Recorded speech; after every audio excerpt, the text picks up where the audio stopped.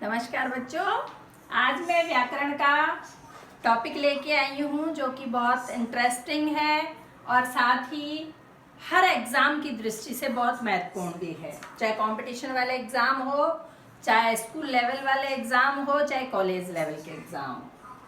समास, दो या दो से अधिक शब्दों का मेल समास कहलाता है। देखिए, संधि और समास में अंतर। संधि में दो वर्णों का मेल होता है, दो अक्षरों का मेल होता है, और समास में दो शब्दों का मेल होता है। समास के भेद, पद की प्रधानता के आधार पर ही समास के भेद होते हैं। ठीक है, तो पद की प्रधानता चार तरह से हो सकती है। पहली बात, जब हम दो पदों की बात कर रहे हैं, दो शब्दों की बात कर रहे हैं, दो शब्द मिलकर के या दो से अधिक शब्द मिलकर के समास बना रहे हैं, तो पहले पद को कहेंगे पूर्व पद और दूसरे पद को कहेंगे उत्तर पद। तो या तो पूर्व पद प्रधान हो सकता है, या उत्तर पद प्रधान हो सकता है, या दोनों पद प्रधान हो सकते हैं, या दोनों ही पद प्रधान नहीं हो करके कोई तीसरा ही पद प्रधान हो सकता है। तो हुए ना चार भेद। पहला भेद देखिए, अव्ययी भाव समास। इसमें प्रथम पद प्रधान होता है जो कि अव्यय होता है। अव्यय हो सकता है, उपसर्ग हो सकता है, साथ ही पुनरुक्त शब्द होते हैं, उनमें भी अव्ययी भाव समास होता है। अव्यय, अव्यय का मतलब है जिसका व्यय ना हो, जिसका व्यय ना हो, अर्थात जिस पर लिंग, कारक, वचन, काल आदि से कोई परिवर्तन नहीं हो। अपरिवर्तनशीलता, इसका जो मूल मंत्र है या इसकी आत्मा कह लीजिए, अपरिवर्तनशीलता।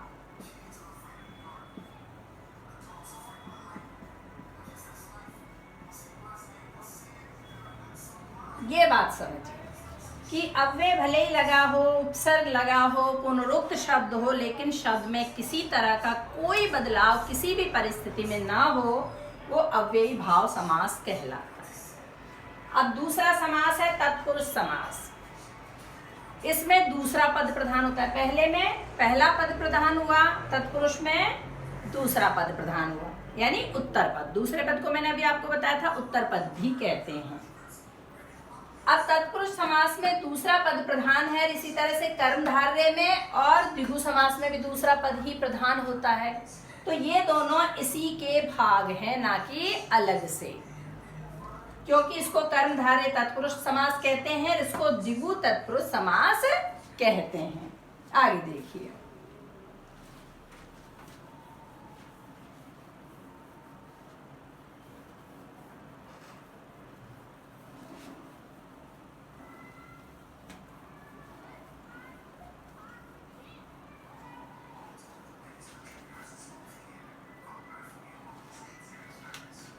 तीसरा समास हुआ हमारा द्वंद्व समास।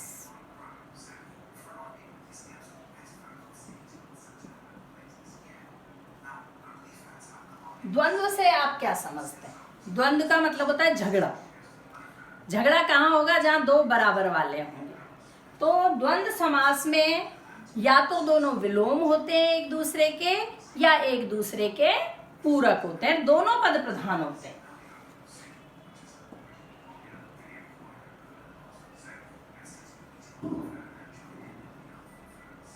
जैसे रात दिन, विलोम है एक दूसरे के, रात दिन, और जब इसका विग्रह करेंगे तो आएगा रात और दिन। इसमें और का लोप होता है, और छुपा होता है, और अभी आगे डिटेल में पढ़ेंगे तब बताऊंगी मैं। दोनों पद प्रधान हैं, इसमें दोनों पद या तो विलोम होंगे या पूरक होंगे एक दूसरे के। माता पिता,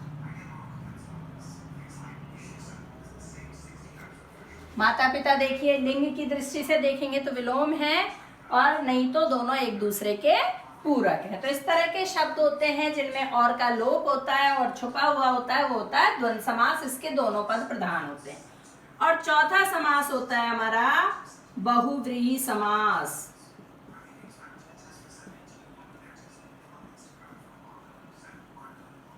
इसके दोनों ही पद प्रधान नहीं होते।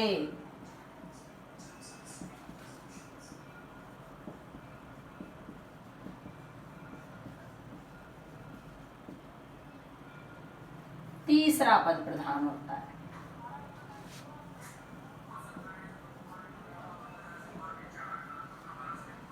जैसे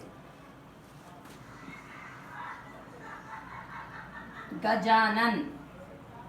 अब देखिए दो शब्द हैं, इसका पूर्व जो पद है वो है गज और उत्तर पद है इसका आनन। गज धन आनन। ना तो गज प्रमुख है और ना ही आनन प्रमुख है, दोनों से मिलके बना गज के समान मुख है जिसका, अर्थात गणेश। तो ये तीसरा पद गणेश प्रधान हो गया, इसलिए इसमें बहुव्रीहि समास होगा। अब मैं आपको एक दोहा बताती हूं।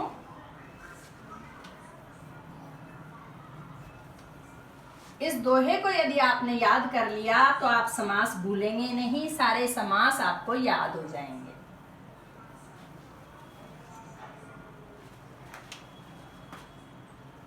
द्वंद्व के मध्य में और छुपा। द्वंद्व के मध्य में और छुपा, द्विगु में संख्या पद आवत है,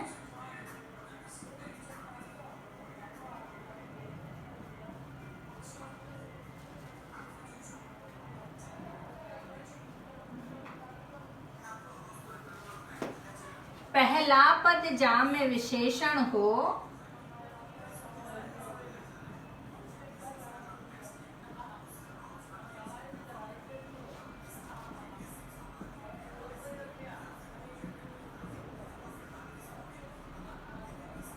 कर्मधारय नाम बतावत है।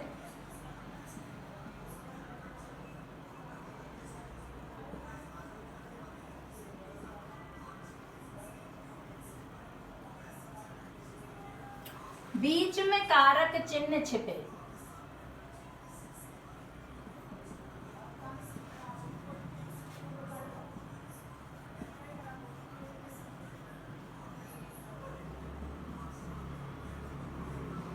तत्पुरुष समास कहावत है,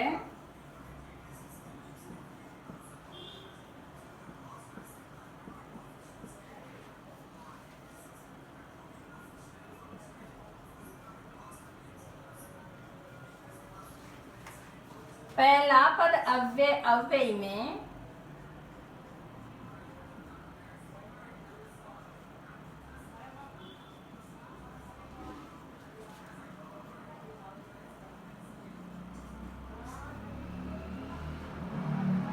बहुव्रीहि में अन्य प्रभावत है।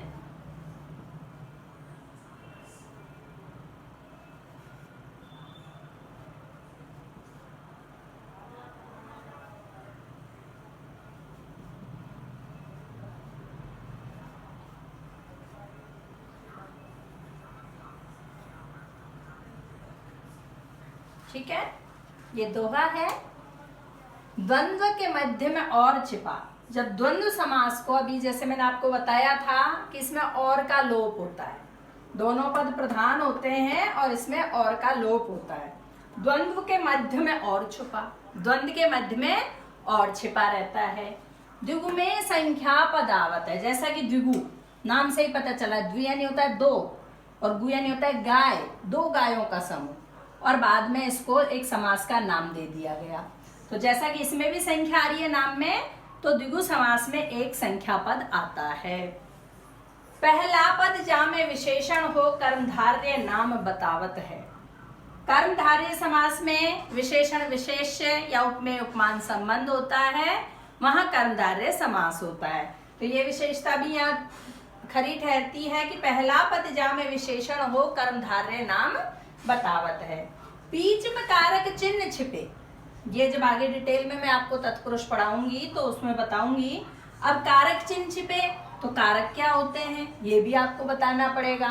जिनको पता है वो तो समझ ही गए होंगे, जिनको नहीं पता उनको बताना पड़ेगा कि कारक क्या होता है।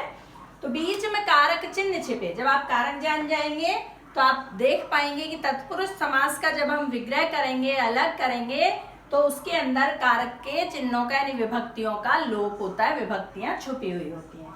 तत्पुरुष समास कहावत है, पहला पद अव्यय अव्यय में, और अव्यय भाव समास होता है उसमें पहला पद अव्यय होता है।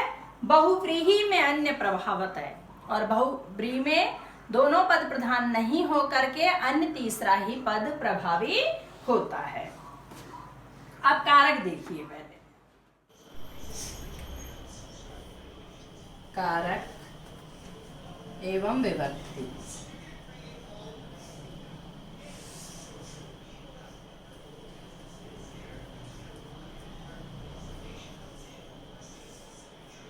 परसर्ग भी कहते हैं इसे। कर्ता ने कर्म को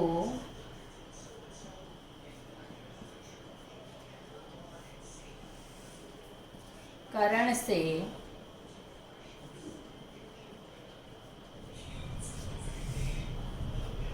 अधिकरण में पर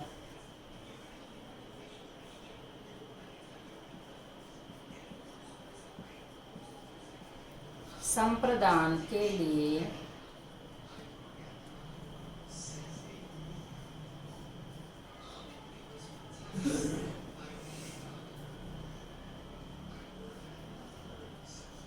अपादान से पृथक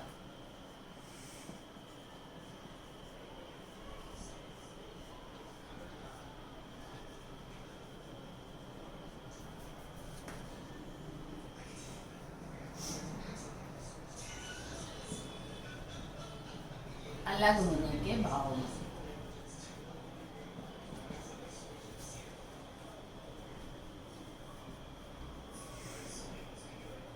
छह हो गए।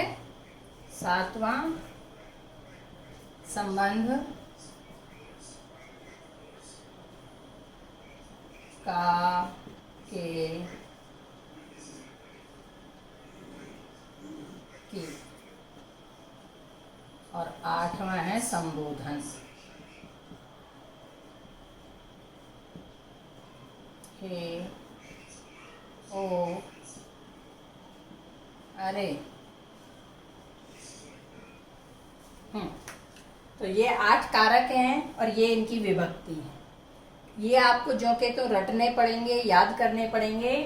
कर्ता ने कर्म को करण से द्वारा अधिकरण में पर संप्रदान के लिए अपादान से अलग होने के भाव में संबंध काके की संबोधन हे हो हरे। ठीक है, तो इनको आप याद कर लीजिए। अब इनका काम कहाँ होगा, मैंने कहाँ बताया अभी दोहे में, तत्पुरुष में। बीच में कारक चिन्ह छिपे, ये कारक के चिन्ह हैं सारे, जो विभक्तियां हैं इनको कारक चिन्ह भी कहते हैं। तो इसमें कर्ता नहीं आएगा और संबोधन नहीं आएगा, यानी कि 2 कारक को हटा दीजिए, इनकी दोनों की विभक्ति इसमें नहीं आएगी। और बाकी बचे कितने, 6। तो ये 6 कारक तत्पुरुष समास के बीच में इन सबका, इनकी विभक्तियों का लोप होता है। ठीक है, अब हम एक एक समास को लेके चलते हैं। आइए सबसे पहले अव्ययभाव समास को देखते हैं, जो समस्त पद अव्यय का भाव दे। ध्यान पूर्वक सुनिएगा, सिर्फ अव्यय लगता है यही बात नहीं है इसमें। अव्यय तो लगेगा ही लगेगा एक पद, लेकिन पूरा पद ही फिर अव्यय के जैसे काम करेगा, यानी लिंग काल वचन कारक का इस पर प्रभाव नहीं पड़ेगा, ये ज्यों का त्यों ही रहेगा। अव्ययभाव समास क्या कहता है, भाई मैं तुझे अपने साथ जोड़ तो लूंगा, लेकिन तुझे भी मेरे जैसा ही बनना पड़ेगा, अविकारी बनना पड़ेगा, यानी जिसमें कोई विकार उत्पन्न नहीं हो, जिसमें कोई बदलाव ना आए। अपरिवर्तनशीलता, इसका जो मुख्य लक्षण है वो है अपरिवर्तनशीलता।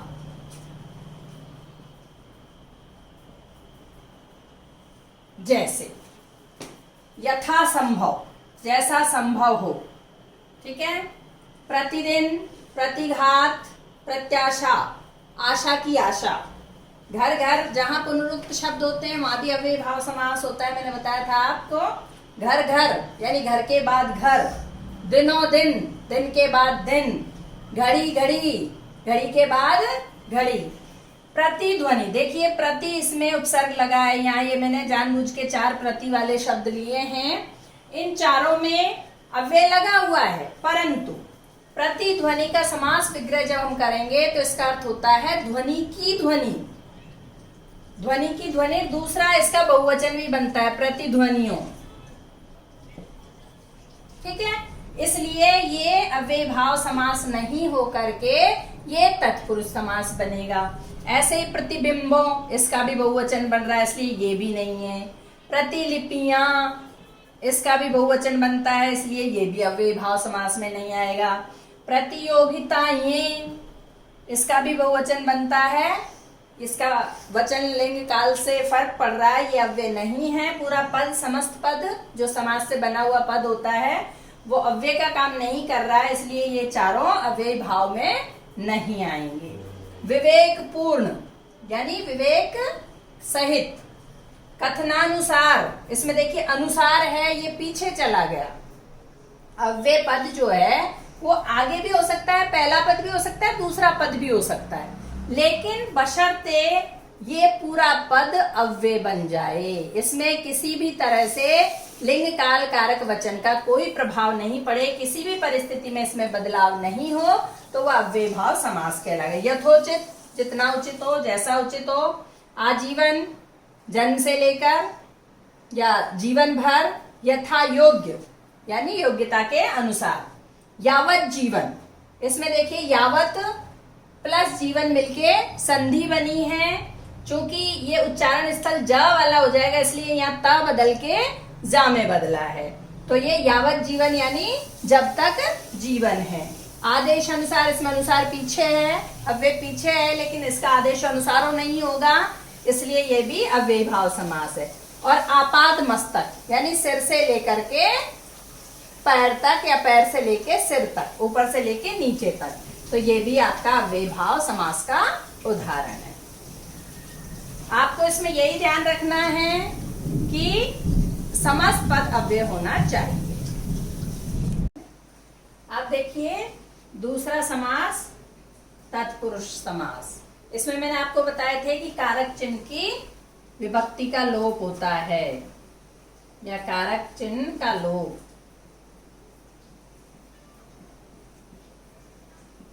कारक मैंने आपको बताए थे कि 8 में से 6 कारक इसमें काम में आते हैं, वो मैंने इधर लिख दिए हैं। अब देखते हैं किस तरह से। विरोध जनक, विरोध को जन्म देने वाला। विरोध जनक का विग्रह क्या होगा? विरोध को जन्म देने वाला। तो को विभक्ति किसकी है? तो ये हो गया कर्म तत्पुरुष।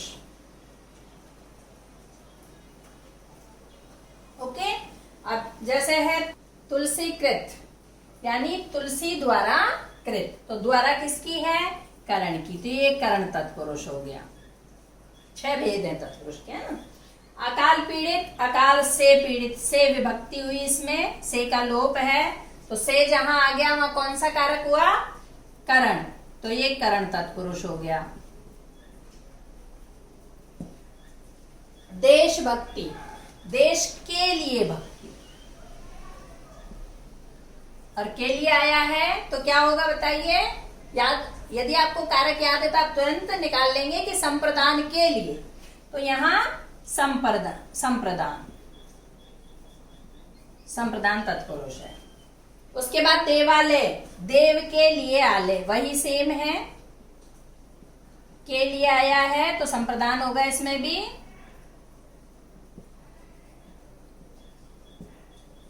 जन्मांध, जन्म से अंधा, और यहां से पृथक यानी जन्म से लेकर अब तक अंधा ही है, तो ये अलग होने के भाव में है, पृथक होने के भाव में है, इसलिए ये कौन सा होगा?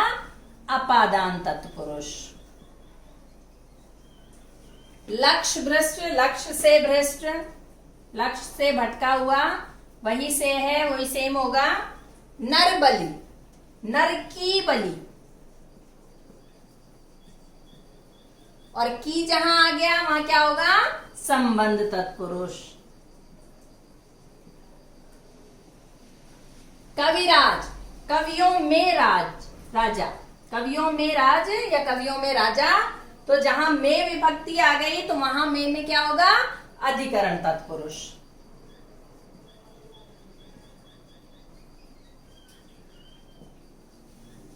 अब इधर देखिए, नर बलि आया, फिर भूत बलि, काक बलि, पशु बलि, लेकिन इनका विग्रह एक जैसा नहीं होगा, विग्रह अलग होगा तो फिर तत्पुरुष का भेद भी अलग हो जाएगा।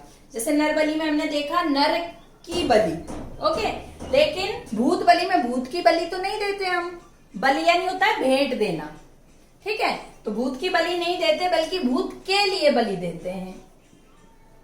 तो के लिए जब आ गया तो कौन सा हुआ, संप्रदान, संप्रदान तत्पुरुष। काक बलि, कौवे के लिए बलि देना।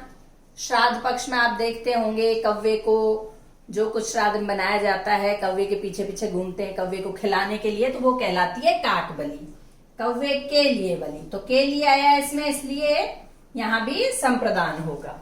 पशु बलि, पशु की बलि दी जाती है, ना कि पशु के लिए बलि। तो यहाँ पशु की बलि, यहाँ संबंध बताया गया, इसलिए यहाँ हो गया संबंध तत्पुरुष।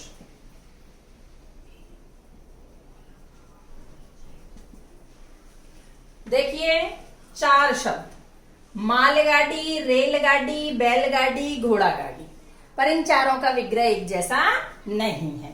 मालगाड़ी यानी माल ढोने के लिए गाड़ी,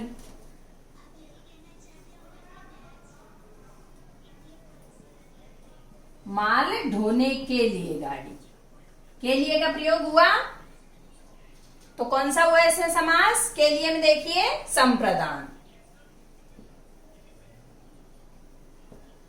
रेलगाड़ी, अब रेल ढोने के लिए तो गाड़ी नहीं हो सकती, रेल का मतलब होता है पटरी, पटरी को रेल बोलते हैं। तो ये पटरी को तो कहां ढोएगी, पटरी तो यहीं रहेगी, तो कहीं नहीं जाने वाली, इसलिए इसको क्या कहेंगे, पटरी पर चलती है पर ये गाड़ी, तो इसको क्या कहेंगे, पटरी पर चलने वाली गाड़ी। और में पर का जहां प्रयोग आ गया वहां अधिकरण तत्पुरुष। बैलगाड़ी, अब ये बैल ढोने के लिए भी गाड़ी नहीं है, बैल पर चलने वाली गाड़ी भी नहीं है, तो ये क्या है, बैल, बैलों की गाड़ी, बैलों के द्वारा चलाई जाने वाली गाड़ी। तो के द्वारा का प्रयोग जहां हुआ, के द्वारा, बैलों के द्वारा चलाई जाने वाली गाड़ी, तो करण हो गया, करण तत्पुरुष। घोड़ा गाड़ी, वही घोड़ों के द्वारा चलाई जाने वाली गाड़ी, सेम हो जाएगा। दही बड़ा, देखिए ये खास समास है जो प्रतियोगी परीक्षाओं में अक्सर पूछा जाता है, अक्सर इसमें लोग गलती करते हैं, तो उसको ध्यान से देखिए। दही के लिए बड़ा नहीं है, ये दही में डूबा हुआ बड़ा है।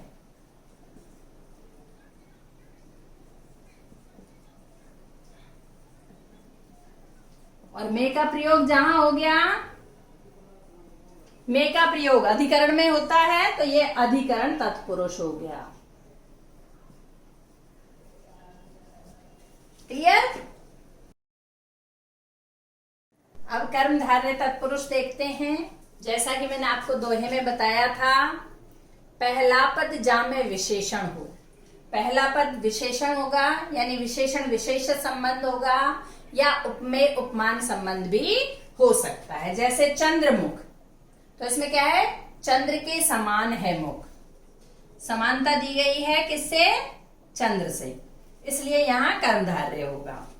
मुख चंद्र, यानी मुख चंद्र के समान है, बात वही हुई, लेकिन यहां अलंकार जो है वो रूपक है चंद्रमुख में, और मुख चंद्र में उपमा अलंकार है, ये अंतर है बस। तो इसमें रूपक अलंकार हो सकता है, उपमा अलंकार हो सकता है, और विशेषण विशेष संबंध हो सकता है। तो मुख चंद्र, कर कमल, कर के कमल के समान कर, यानी अब कमल पीछे चला गया, ये कर पहले आया, यानी कर के समान उपमा अलंकार हो गया, लेकिन कमल के समान कर को बताया, हाथ को बताया, इसलिए यहां भी कर्मधारय समास है। चरण कमल ठीक उसी तरह से है, चरण कमल के समान है। मुखारविंद, मुख रूपी अरविंद, यहाँ रूपक अलंकार आ गया, यानी मुख किसके समान है? अरविंद यानी कमल। कमल नयन, यहां फिर से उल्टा हो गया, नयन कमल के समान है। राजीव लोचन, राजीव भी कमल का ही पर्यायवाची है, और जिसके नेत्र राजीव जैसे हो यानी कमल जैसे हो, कमल के समान नेत्र, कमल के समान नयन। तो इसका राजीव लोचन का वैसे ये यदि विग्रह करते हैं कि राजीव के समान लोचन, तो कर्मधारय निकलता है, और राजीव के समान लोचन वाला अर्थात राम, तीसरा पद जब हम बता देते हैं तो ये बहुब्रीहि समास हो जाता है, क्योंकि मैंने बताया था बहुब्रीहि में अन्य प्रभावत है। तीसरा पद जहां निकले, राजीव भी महत्वपूर्ण नहीं रहा, इसकी भी प्रधानता नहीं रही, और तीसरा ही पद राम प्रधान हो गया, तो यहाँ बहुब्रीहि समास होगा। ओके, द्विगु तत्पुरुष को देखते हैं। द्विगु, द्वि यानी होता है दो, जैसा कि समास के नाम में ही संख्या आ रही है, तो इसका पहला पद संख्यावाची होना चाहिए और पूरा पद समूह का बोध कराना चाहिए। जैसे त्रिभुवन, तीन लोकों का समूह, भुवन यानी लोक। चौराहा, चार राहों का समाहार, उसे चौराहा कहते हैं। नौलखा, 9 लाख रुपए मूल्य का। शताब्दी, इसमें जो अब्द शब्द है इसका मतलब होता है वर्ष, तो शत और अब्द मिलके बनाइए शताब्दी, यानी 100 सालों का समूह या 100 साल। चतुर्भुज, देखिए चतुर्भुज में एक तो होता है जिसमें 4 भुजाएं होती हैं, चतुर्भुज ये होता है सामान्य आकृति, तब तो हम इसको 4 भुजाओं वाला कह करके क्या बताएंगे? द्विगु तत्पुरुष। और अगर हम कहते हैं चतुर्भुज, 4 भुजाएं हैं जिसके अर्थात ब्रह्मा,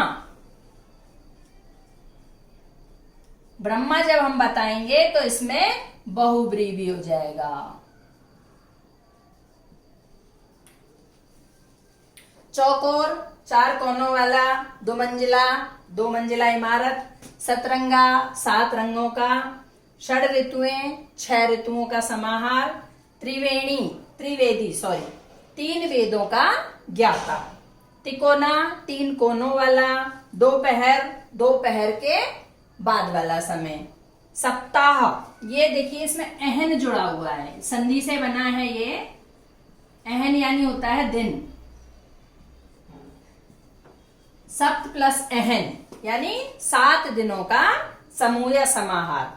नवरत्न, 9 रत्नों का समूह। ओके, ताली ठोके। द्वंद्व समास देखिए, इसमें दोनों शब्द प्रधान होते हैं, जैसा कि मैंने आपको बताया था। द्वंद्व के मध्य में और छिपा, इसके बीच में और, या, अथवा आदि का लोप होता है। जैसे अन्न और जल, और का लोप है यहाँ। कंद मूल फल, कंद और मूल और फल, ये विग्रह होगा इसका। माँ बाप, माँ और बाप। जला भुना, जला और भुना, यानी जला भुना आदि, आदि का आएगा यहाँ। रात दिन, रात और दिन। भला बुरा, अब ये और नहीं हो सकता, या तो भला हो सकता है या तो बुरा हो सकता है, तो क्या कहेंगे? भला या बुरा।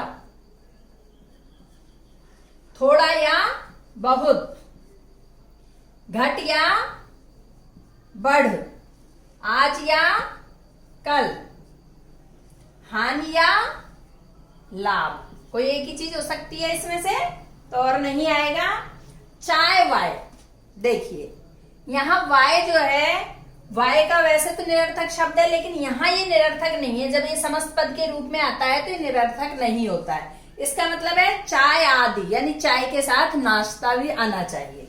सिर्फ एक तो कह दे चाय लाओ तो सिर्फ चाय आएगी, चाय वाय लाओ तो यहाँ मतलब नाश्ता वगैरह भी आएगा, तो चाय आदि हो जाएगा इसका। ऐसे ही खाना वाना, खाना आदि। अड़ोसी पड़ोसी, अड़ोसी पड़ोसी का ख्याल रखा करो, तो यहाँ अड़ोसी क्या है? यानी पड़ोसी के आसपास वाले और लोग हैं उनका भी ख्याल रखा करो। मोल तोल, इसमें भी मोल तोल आदि। पेड़ पौधे, पेड़ पौधे आदि। अब देखिए इसमें 99% ये योजक चिन्ह होता है बीच में, बस बच्चे यही गलती कर जाते हैं। एग्जाम में घुमाकर दे दिया, देवासुर दे दिया शब्द, उसमें बीच में योजक नहीं है, डैश नहीं है, लेकिन इसका जो विग्रह करेंगे तो देव और असुर दोनों एक दूसरे के विरोधी हैं, अपोजिट हैं, तो इसमें और छिपा हुआ है, इसलिए ये देवासुर योजक नहीं होते हुए भी द्वंद्व समास का ही उदाहरण होगा। ठीक है,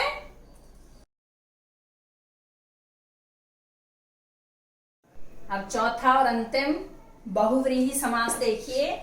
इसमें दोनों पद प्रधान नहीं होते, दोनों मिलकर तीसरे अर्थ की ओर संकेत करते हैं। तीसरा ही पद निकलता है, उसका अलग ही अर्थ होता है। जैसे दशानन, दश है आनंद जिसके, अर्थात रावण। अब दशानन का मतलब ये नहीं है कि रावण के 10 सिर हैं, 10 मुख हैं, 10 मुख नहीं है, यानी 10 मुख जितना चातुर्य है उनमें, इतने बुद्धिमान हैं वो कि एक आनंद में, एक मुख में जितनी बुद्धि, जितनी सोच समझ समा सकती है, उनके 10 मुखों के समान है। चतुरानन, 4 आनन है जिसके ब्रह्मा के लिए इस्तेमाल होता है। पंचानन शिव के लिए, अर्थात शिव। षडानन यानी जिसके 6 आनन है, कौन है? कार्तिकेय।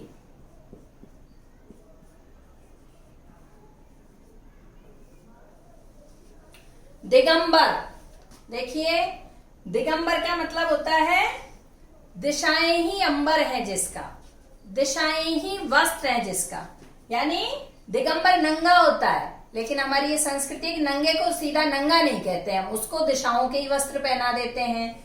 तो दिगंबर एक तो जैन संप्रदाय है जिसमें दिगंबर लोग हैं, ठीक है, उसके अलावा नंगा को भी दिगंबर कहते हैं। श्वेतांबरा, श्वेत अंबर है जिसके, कौन है? सरस्वती। चक्रपाणी, पाणी यानी होता है हाथ, जिसके हाथ में चक्र है, कौन है? बताओ तुलिका। जिसके हाथ में चक्र है, कृष्ण। गुड, जानती है तो। वीणा पाणी, जिसके हाथ में वीणा है, कौन है? सरस्वती।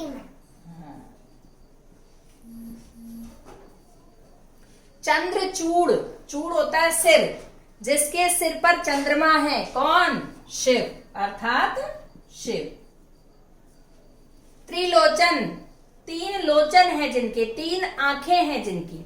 3 आंखें तो वैसे किसी के नहीं होती, पर शिव के लिए कहा जाता है। इसका मतलब ये नहीं है कि उनके वाकई 3 आंख थी, लोग एक आंख यहां बीच में बना देते हैं ऐसे, ये सिर्फ काल्पनिक है। 3 आंखें नहीं थी उनकी, आंखें तो 2 ही थी, लेकिन यानी 3 आंखों जितना वो दुनिया को समझ सकते थे, 2 आंखों से जितना समझ पाते हैं उससे ज्यादा अच्छे से 3 आंखों के जैसे वो दुनिया को देख लेते थे या समझ लेते थे, इसलिए उनको त्रिलोचन का। पुष्प धनवा, फूलों का धनुष है जिसका, कौन है? कामदेव। मनोज, मन में उत्पन्न होने वाला, कौन? कामदेव।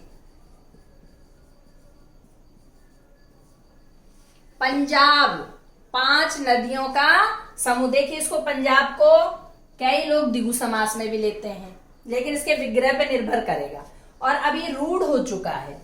पंजाब ऐसा नहीं कि 5 नदी और कहीं आकर मिल गई तो उसको पंजाब कहेंगे, नहीं, राज्य विशेष को पंजाब कहते हैं, इसलिए ये बहुब्रीहि समास है। चक्षुश्रवा,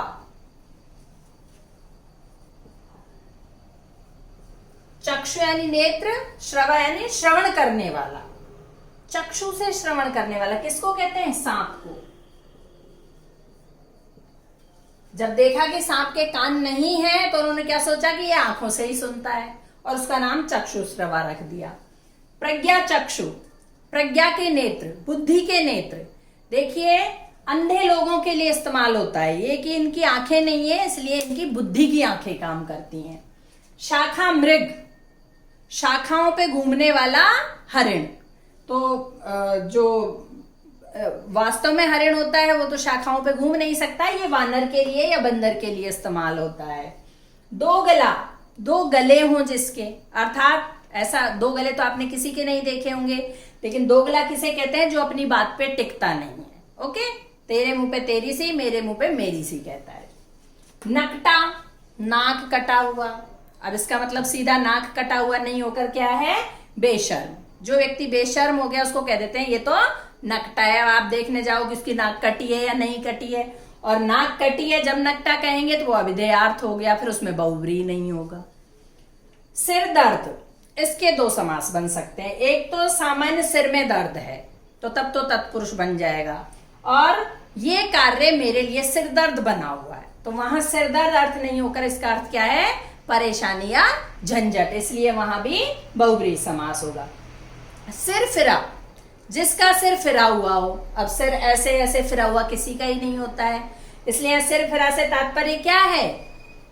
जो सनकी आदमी हो, कुछ भी सनक चढ़ जाए जिसको, तो सनकी के लिए इस्तेमाल होता है कि वो तो सिर फिरा है। चौपाई, जिसमें 4 पद हों, तो ये छंद विशेष चौपाई है, उसके लिए इस्तेमाल होता है।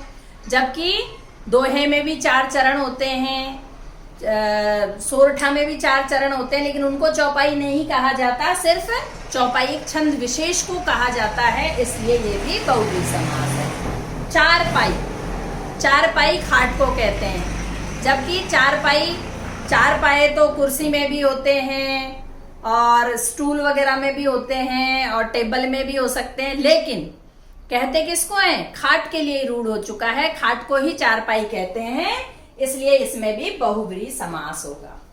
अब मेरे ख्याल से आपको समास समझ में आ गए होंगे। आपके मन में कोई प्रश्न आता है तो आप कमेंट करके मुझसे